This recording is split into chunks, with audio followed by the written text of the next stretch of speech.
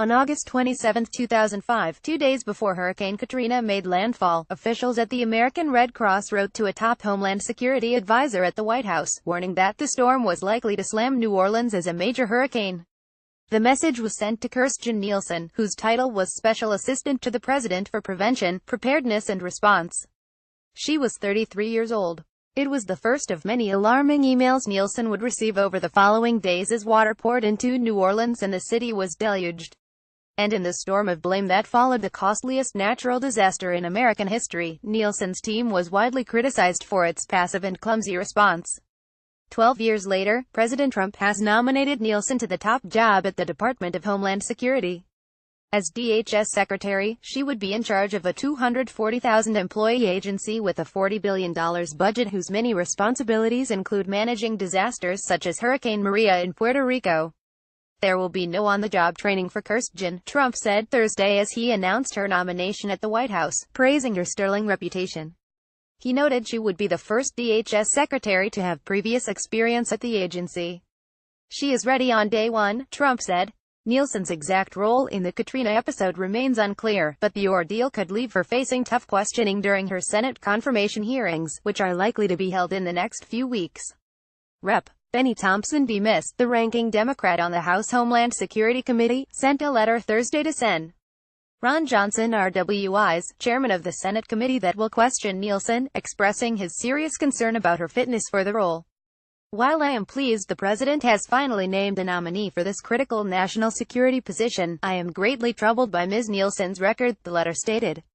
Given the ongoing tragedy in Puerto Rico and the U.S. Virgin Islands, along with other homeland security challenges facing our nation, the Department of Homeland Security must have a proven, capable leader as secretary. Unfortunately, Ms. Nielsen's record raises questions about her suitability for such a position, he wrote.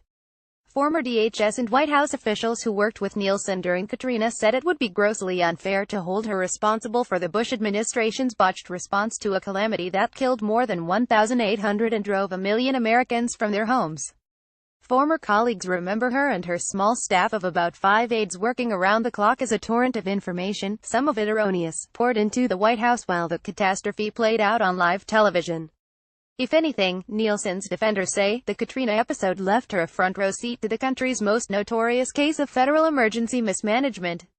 If she can articulate what she learned from the episode to senators at her confirmation hearings, she has the chance to turn a black mark on her career into an asset. She started off with the Super Bowl, said Matthew Broderick, the retired Marine Corps general who was in charge of the Homeland Security Operations Center during Katrina, and resigned several months later. Usually with these things you get a few games to work your way up. Broderick said Nielsen's job was mostly to serve as a traffic cop for information during the chaotic days following the storm, and he remembers her doing a great job. She wasn't in charge of anything, so all she could do was react to the requests we were making and make sure they were completed as smoothly as possible, Broderick said. She couldn't control what was going on, only mitigate it.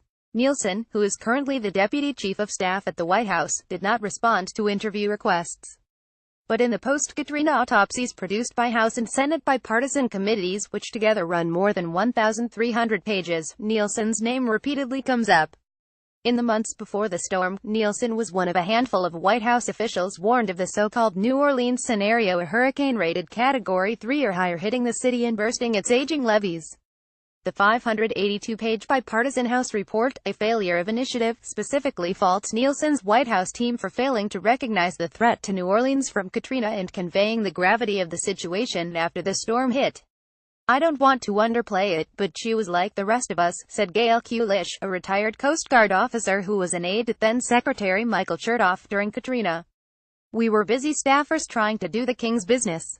Even after the lone Federal Emergency Management Agency official sent to New Orleans alerted Nielsen and other White House staffers of broken levees, residents trapped on roofs, and corpses floating in the streets, there was little detectable urgency from President George W. Bush and Chertoff. The DHS secretary went to Atlanta to attend a conference on avian flu. Bush gave a speech in California and was photographed happily strumming a guitar.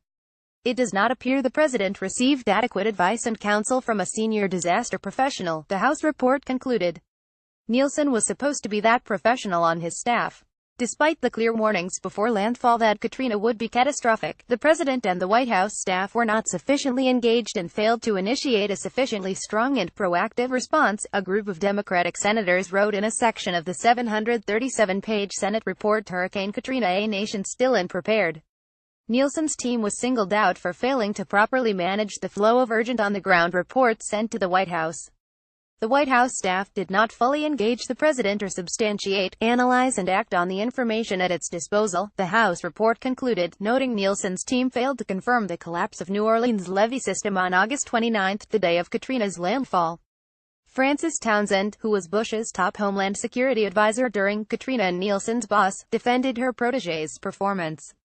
"You have information coming in from all different places, so you're trying to discern what's true and what isn't, or what were real needs and what aren't," she said.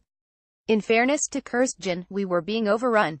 Townsend, who has been a prominent public supporter of Nielsen's nomination to DHS secretary, said Katrina taught Nielsen and others critical lessons about the way the federal government handles emergencies and natural disasters. Chains of command are clearer. Disaster declarations are now made in advance. DHS agencies have learned to preposition abundant supplies into disaster zones ahead of time. And the biggest lesson, Townsend said, is that the federal government isn't a good first responder. In Katrina and Maria, the ability of state and local authorities to respond is the biggest determinant of your success, she said. The House report on Katrina found exactly that, recommending that the federal government, and especially the Defense Department, must move quickly to fill in for state and local authorities when they are incapacitated by the disaster. It's the same scenario that has played out once more in Puerto Rico, where DHS and FEMA officials say they did not expect to have to assume so much responsibility.